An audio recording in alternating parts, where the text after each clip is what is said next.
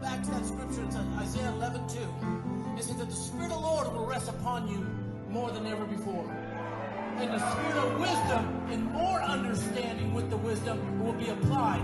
And I also see that the spirit of counsel and might, you were made to withstand the things that were coming at you. But there's a group of people that are standing behind you that believe this is one nation under God. And they stand with you. So I decree and declare that right now.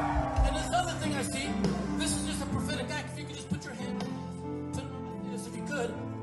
In your left hand, I see generosity. America has been very generous in the years before. But so there came a time when we did not know where a lot of stuff went. But with your other hand as stewardship, we will be able to generate and have generosity enough for this nation and enough for other countries, and because we were called to be a blessing to all nations. So I decree and declare that generosity and stewardship, because God has placed in you the stewardship of heaven to guide this nation. I decree and declare that over you right now. And you come on, let's give up bread.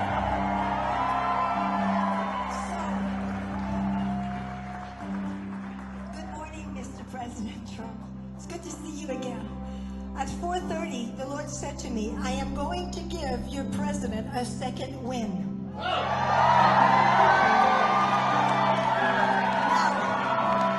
this has three meanings. A win, that you will be the president again. And a win, that when an athlete is running a marathon, there's such a thing as a second win, where you come to a point where you have no energy. I'm an athlete, so I know. You have no energy, I was anyways. You have no energy and you feel like you have no strength. But all of a sudden, the lungs of this athlete has been trained in high altitudes. Yeah, and because of that, the athlete is able to get so much energy that is amazing, and at least finishes the marathon. This is what the Lord's saying. He says, He has made your lungs, your body, your spirit, your strength. He has made it in such a way that you have been trained in such high-pressured places in the last 4 years, and even before that. And the Lord said He is ready for the next 4 years, and I'm giving Him a second wind. You understand that? And there's also this. A second wind, if you add D, is the Holy Spirit. And the Lord showed me today, He showed me today that you were coming to get a second wind of another infilling of the Holy Spirit, because the Holy Spirit makes you able to finish. Take this to the end, Mr. President. And then He said to me that you were the apple of His eye. And that's what we are, friends. We're the apple of his eye. And then He's protecting you like He is protecting the ancient foundations of our nation. God wants to be in the middle of our nation. And then I believe this is it right here.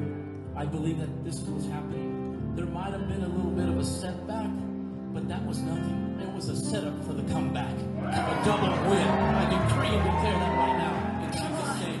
Come on. So we bless you, Mr. President. We bless you. Lift up your hands and extend. Pasquale, why don't you pray for our president right now? Just pray. Yes. Mr. President, just step right there. Yes. Come on, church, pray. Come on, church, pray. Come on. Mr. President, 2 Corinthians 2:14 says, I give God thanks who always leads me in triumph, who diffuses the fragrance and knowledge in every place. That word there, always, it didn't say if or but it said always leads you in triumph. I believe right now, as we start to pray right now, you're going to have that second wind like Pastor Denise just prophesied, but everyone that's connected to you is going to go into a new winning era. So I decree and declare right now, come on, start to pray with me. Father, we just thank you for our president Yes. and his wife, his entire family, and Vice President Pence and his entire family. Father, we bless them. We bless them with even again Isaiah 11:2. May the Spirit of the Lord rest upon them, the spirit of wisdom and of understanding and of counsel and might, and Lord, the fear of the Lord, because He loves you. He said the other day, Jesus Christ is the most popular person on the earth. So we decree that. Yes. In Jesus' name. And Mr. President, because you said that and you honor the Lord, you did. You honored the Lord there, and you said He's your boss.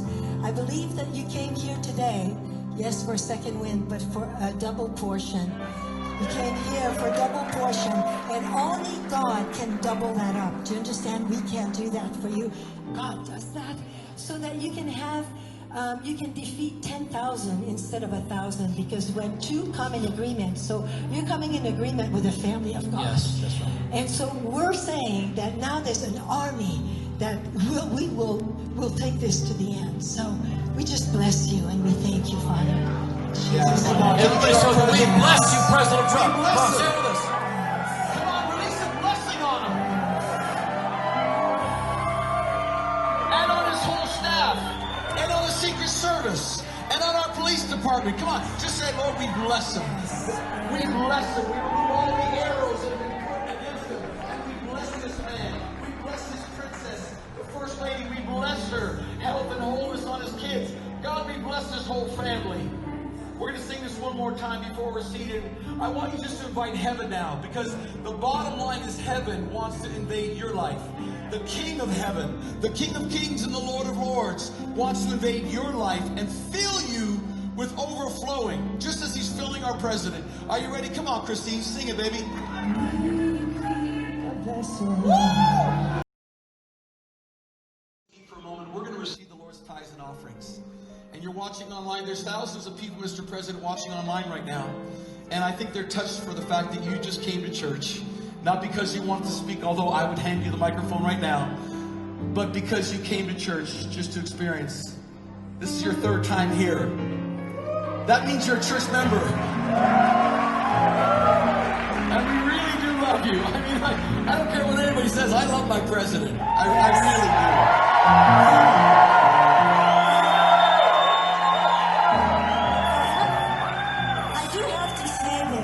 The last time that you came twice in 2016 in this church, in this building, but you came to church and I happened to be preaching. Yeah. I sat there with you. I was right there next to you, and we had a conversation that totally impacted my life. And I just wanted to thank you. You just asked me a bunch of questions. You were very interested. And then you said, do you love what you do?